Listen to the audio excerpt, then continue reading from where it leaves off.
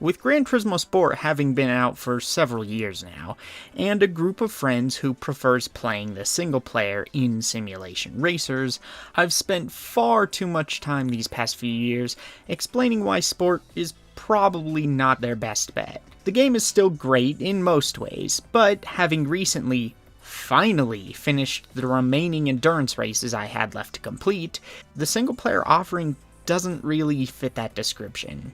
If you didn't already know, GT Sport heavily focuses on online multiplayer.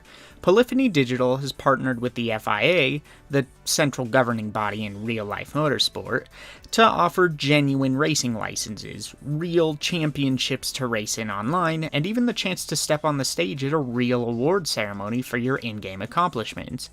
They even just recently announced that GT Sport will be an Olympic event. Polyphony eventually did add your traditional Gran Turismo career mode events, and Gran Turismo 7 is set to bring back more of a single-player emphasis, but the focus in Sport is primarily on online racing. While it's been interesting to see how Sport's multiplayer risks panned out, I knew the moment it was announced that the single-player was all but dead on arrival. They weren't going to really do much with it for the life of the game. The thing that frustrates me the most about this is that revolutionizing the career mode in sim racers could do a lot for the genre. You could make huge, sweeping improvements simply through context, menus, and statistics. The actual act of racing doesn't need to change much at all, meaning most of the work should be relatively simple when compared to making assets. The biggest problem is that developers would have to commit to actually simulating the experience around racing, which might alienate some people. So I figured it'd be interesting to sort of detail what I think a polished modern sim racing career would look like. To build the ultimate sim racing career, there are 3 categories that really need improved over previous attempts: racing, cars, and management. So let's look at them each individually. Now, I know I just said most of the improvements would be simple stuff, but there is one more complicated change that is desperately needed specifically for racing, which I figured we should tackle first. SimRacer AI sucks. I mean, it's so bad that games like Gran Turismo have all but abandoned the standing start, since it makes exploiting the AI far too easy. And even when the AI is capable, it's usually just not interesting. Luckily, there are bits and pieces from the AI in other racing games that we can lift and change to create something more comprehensive. Now, unfortunately, the most common choice for ramping up AI difficulty is to add an actual difficulty slider, which usually does nothing but make the AI brake later and accelerate harder. Ooh, exciting. Forza's AI, starting in the 3rd installment, included a pressure system that made the opponents actively react to the player's actions, but the way it was implemented led to AI that was either level-headed and professional, or chaotic and brainless. They would go from predictably following the regular line to mashing the gas through a corner and hitting the wall head-on for no reason. It seems that simcade racers and arcade racers have AI down much better, because their focus is on making each race as dynamic and memorable as possible. That generally requires similarly dynamic and interesting AI patterns. Granted, their weakness is that they often go too far, requiring much more liberal use of rubber banding to keep races competitive. But taking some notes from them could be good for sim racers, particularly because several sim racers are already using some rather overt and obnoxious forms of rubber banding anyway. Drivatars, which were first formally introduced into the core marketing of Forza in Forza 5, tried to solve this AI problem in a rather ingenious way. It did so by collecting data from players on your friends list and across the world, and then building AI behaviors around that data for you and your friends to race against. It's certainly a cool and extremely robust system, which you can learn more about in a recent AI and Games video linked in the description. But in my experience, it can also struggle to create satisfying racing, at least in the motorsport titles. Not to toot my own horn here, but I'm pretty good at simulation racers. Most people aren't. Most people who play them have realistically poor form. While drivatars have some limitations built in that prevent really awful behavior from becoming a problem in the AI, it's still not uncommon to be inundated with drivatars that take every corner poorly, struggle to maintain grip, don't understand driving lines really at all, brake far too early, etc. It's not particularly fun to have your grid of opponents fill up with drivatars that drive like amateurs. We don't really want that here. However, breaking habits down into categories like drivatars do isn't a bad choice. Drivatars pay attention to a lot of little choices the player makes, and have a multitude of turn types that it records your behaviors on. We can take this in a somewhat different direction.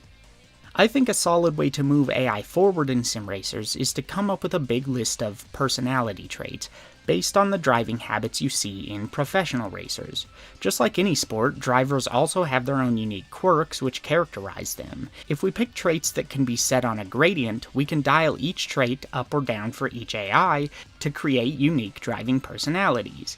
Then, higher difficulties would ratchet up the good traits while pulling back on the negative ones.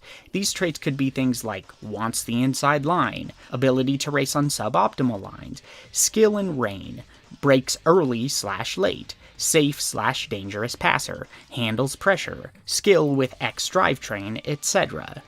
So, for example, if out of all of the skills, the standouts for Joe McAI are that he's got a 79% in wants the inside line, 83% in aggressive passer, but a 22% in handles pressure, he'll race in a loose cannon sort of way. He'll tend to focus more on getting the inside line than actually taking the safer line in clutch moments, because that's where he's comfortable. He might try to pass when you least expect it, but if you keep riding him, he'll start to make more and more mistakes.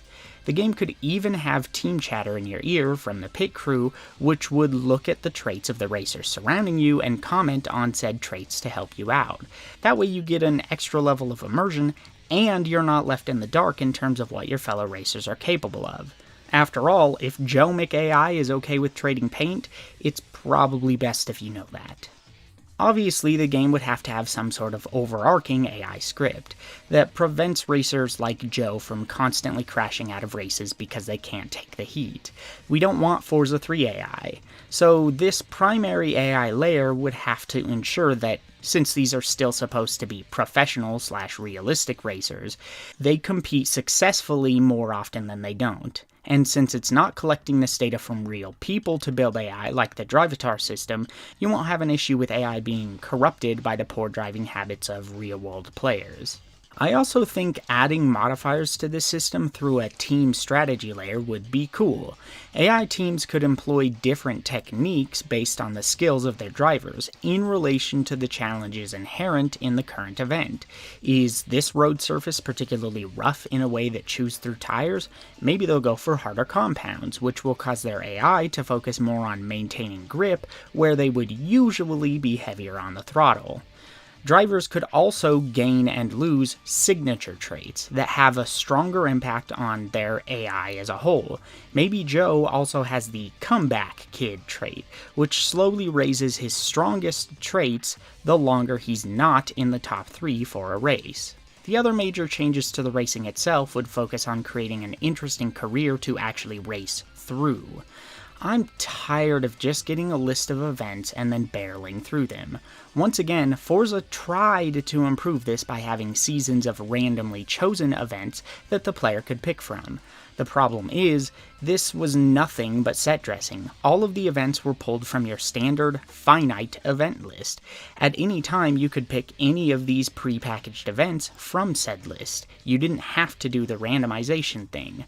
Progress also felt less clear, which made the system drag for a lot of people. What's more, it had a strong tendency to pick events tailored specifically to your current vehicle, which could easily make the career feel very one-note unless you went out of your way to buy and change cars constantly. This meant that it didn't feel like you were meeting the challenges presented to you so much as they were meeting you. It broke immersion and pushed players to not challenge themselves. Project Cars, meanwhile, tried to get a bit more hands-off. Instead, it offered a list of factors you could change to tailor each event to what you wanted to do next. Not a bad choice by any means, but similar to Forza, this usually meant your average player wouldn't branch out at all. Shorter races, clear weather, manageable grid, etc. Every single time. Who wants to set up a race for themselves that they're likely to lose and have to restart? Because remember, this isn't a one-off race that'll disappear whether you win, lose, or abandon it. These are still careers where your end goal is to get first place in every one of the events in the finite list. So losing isn't a blip in your career, it's literally a roadblock that won't move until you win. Losing these races is just a waste of time. So I'm gonna go with the obvious choice here. Let players run seasons of infinite, randomly generated events.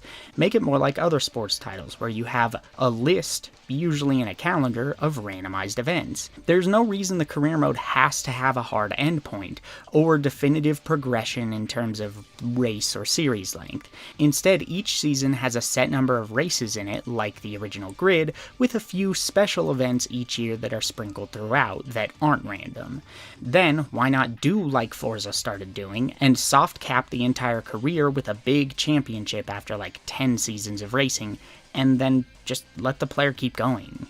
You could even separate events into racing types, like Project Cars does. So if you just wanted to be a rally driver, boom, just do rally. This would also give players extra uses for their B-spec drivers, which in some earlier Gran Turismo titles were hired AI that you could have race for you. If you don't want to micromanage your B-spec drivers, they could run races in other race types while you're doing your own thing. So it'd essentially be like running/driving for your own racing team. And just like in Grid, you could hire and fire different AI drivers, make a team livery, and even race in events with a teammate by your side. The best part is that they could use the same AI systems as your opponents, meaning they too would be more interesting than they ever have been. This also facilitates one of the biggest changes that I think needs to happen, which is a shift in the player's perspective when it comes to winning. When you need to finish every event on a list of static events to beat the game, the racing needs to be tailored so that the player gets first far more often than not. It's usually dumbed down. But real racing isn't that way, and getting a place other than first can still be rewarding. It should be about the whole, the intimate battles, the intense preparation, the qualifiers, not just standing at the top of the podium at the end every time. Well, if we have the aforementioned calendar of procedural events, then there's no need for players to expect to get first every time. An event isn't a hard obstacle to success, but just a pinpoint along a much larger career narrative. As such, not stomping everyone becomes more acceptable, and therefore the career is more realistic, so actually winning a race is more fulfilling. Sure, there's no reason not to allow players to ratchet the difficulty all the way down and get first every time. Again, just like in other sports games. But I think we need to get out of the headspace that says first is the only valid position to finish in.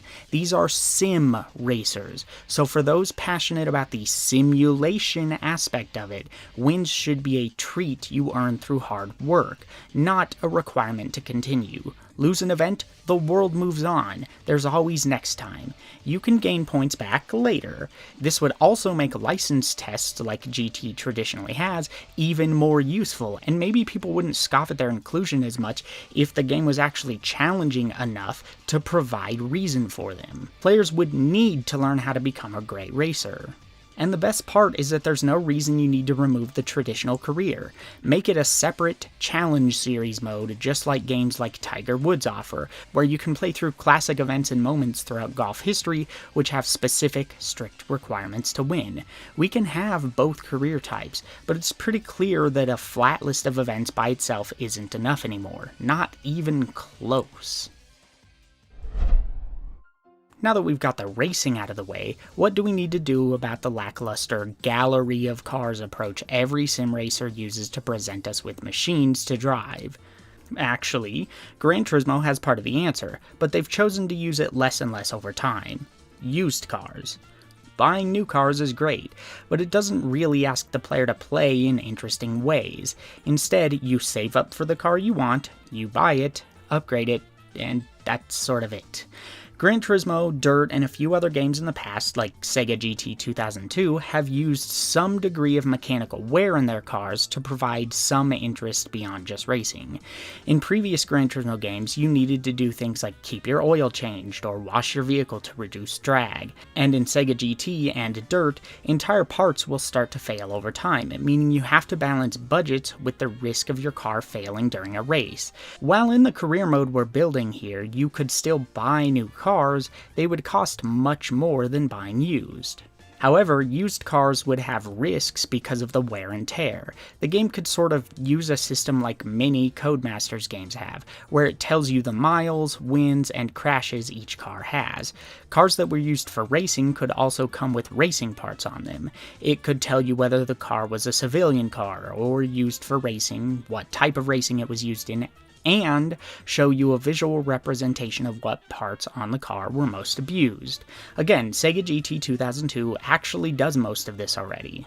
To add even more interest, how cool would it be if you could also haggle for better prices at these used dealerships? You could even part out cars both in the used shop or in your garage in case another car of the same make/model needs a specific part. How about building relationships with some car dealers that offer benefits? Just like in previous GT titles, used cars would cycle in and out of the lots every day, though rather than always cycling the 6 oldest cars, it would be better if random cars cycled in and out each day, for the sake of realism and strategic pressure. You never know what car somebody else is going to buy if you don't buy it. If you've built up a relationship with that dealer, you could put a small handful of cars on hold for a certain amount of time, so that you can ensure the cars won't cycle out before you can purchase them. What's more, growing your relationship with a dealer could convince them to hold the cars for longer, hold more cars, or give you access to cars they don't sell to the public. Or what about being able to haggle even further the better your relationship gets, and maybe even get access to a free part every month from a car they have currently on their lot? These relationships could even go the other way, where constantly trying to undercut a dealer with unfair offers on their stock raises their prices and locks off options. Realistically, you'd probably have to ratchet it up to like 120 used cars available at a time, versus the usual 20 or so. To avoid clutter, the game could have several different used dealers that you could visit, like in Gran Turismo 4, but rather than dividing them up by model year, they could be divided up by vehicle type, racing type, dealer type, or something like that. The point is, give players reasons to want used cars and to explore these dealers, but also give them reasons to make smart purchases. There could also be a single Craigslist-style dealer, with completely random deals that are higher risk but high reward, as they have no relationship system since they're technically made up of random people selling their own cars. That way you always have a neutral option in case you've burned every other dealer along the way and haven't built those relationships back up yet. The point is, cars should be treated more like investments, not like Beanie Babies you hoard. Does anyone even remember Beanie Babies, or is that reference going to go over everyone's head? Anyway, selling cars could easily work on the same system. Offer your vehicle in a used dealer's catalog, set a price you think is right, and hope it sells. If your relationship is better with them, they might push your car a bit harder, raising the chance that it does sell. Or, for an instant sale, you could auction it off, though in doing so, you risk getting less than you'd hoped. The interesting thing is that you'd need only toggle off mechanical failures, and players could still play the way they always have, buying cars with no fears and amassing giant collections over time. Simulation with the option of accessibility. Finally, we have the most vague pillar, but also the one that ties everything else together: management.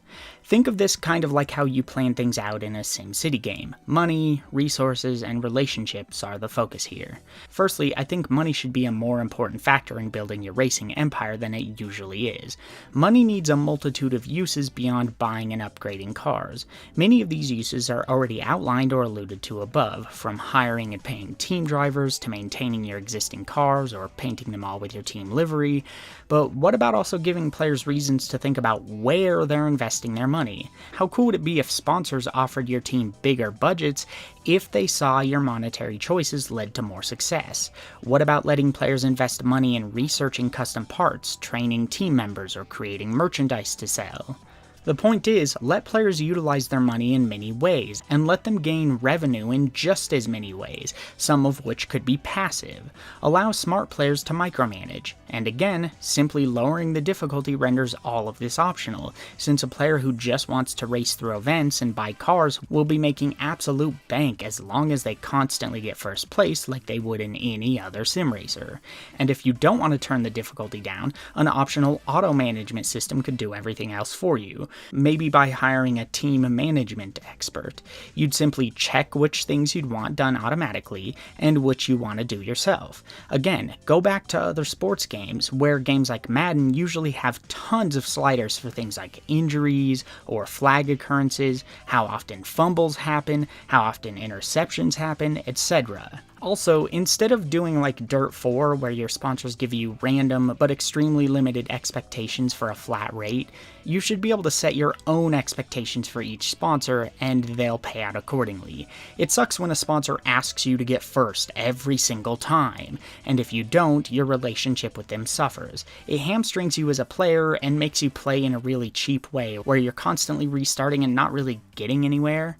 Instead, if you're confident you'll at least get third place or something, you can tell them that, and they'll offer a slightly lower payout if you achieve it as compared to you saying you'll get first.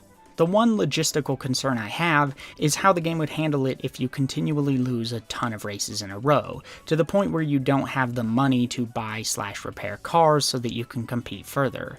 Without that money, you can't compete, but without the ability to compete, you can't easily make money. There needs to be an out for that sort of situation. It needs to be useful, but not so useful to the point that it can be exploited. Codemasters, again, offers a simple solution, which is that they allow you to race for other teams at any time for reduced profits. However, I think you could improve this idea by giving these events their own unique flair. Instead of just offering yet more generic races, what if these events were more amateur and raw in design? Imagine if there were shorter endurance races where you had to buy a car for under 1,000 credits and race with that. Imagine if trading paint and racing dirty was allowed here too, with everyone driving all of these janky, ugly old cars that they're smashing into each other. You could do destruction derby events too, or highly compressed cross-country rallies, maybe even do some more weird Top Gear-inspired games like Car Soccer. Including strange events like that, cheaper races with less powerful cars, or events that provide cars for the player would be a perfect solution to get them back on their feet. Ultimately, the career should feel like a career. It should be systems-focused instead of event-focused. Racing is far more complicated than just the actual race day, and it has always been strange to me that we've emphasized some parts of this, like straightening out your chassis after you've driven a certain amount of miles, but not enough of it to make a cohesive whole. Why are we still basically just doing what Gran Turismo 1, the first super successful sim racer, set up over 2 decades ago? In implementing a lot of this stuff, I think you would have a much stronger career system for those of us who enjoy investing hundreds of hours into single-player simulation racing. This is an area that I think really needs improvement, because while there may be a lot of people who find GT Sports Online focus really engaging, there are also a lot of people who skipped sport entirely, purely because the single player seems to be getting absolutely no improvements. There's a reason the Gran Turismo 7 announcement emphasized the return of a normal single player, why everybody was begging for that, and why everybody was happy to see them say that's what they were doing. And honestly, most other sim racers that focus attention on single player aren't doing much better, instead opting to let players choose racing conditions and just sort of leave it at that. At this point, the career mode is an afterthought, which is a true shame. And unfortunately, I don't expect them to actually improve it that much in GT7. I expect it to be GT5 and 6's career again. But you never know. What do you guys think though? What improvements would you make to give the single player and sim racers a bit of a boost? What's an interesting feature of racing games that you really enjoy, that you think could work well here? Do you take issue with any of the ideas I've proposed? Sound off in the comments below, and I'll see you next time.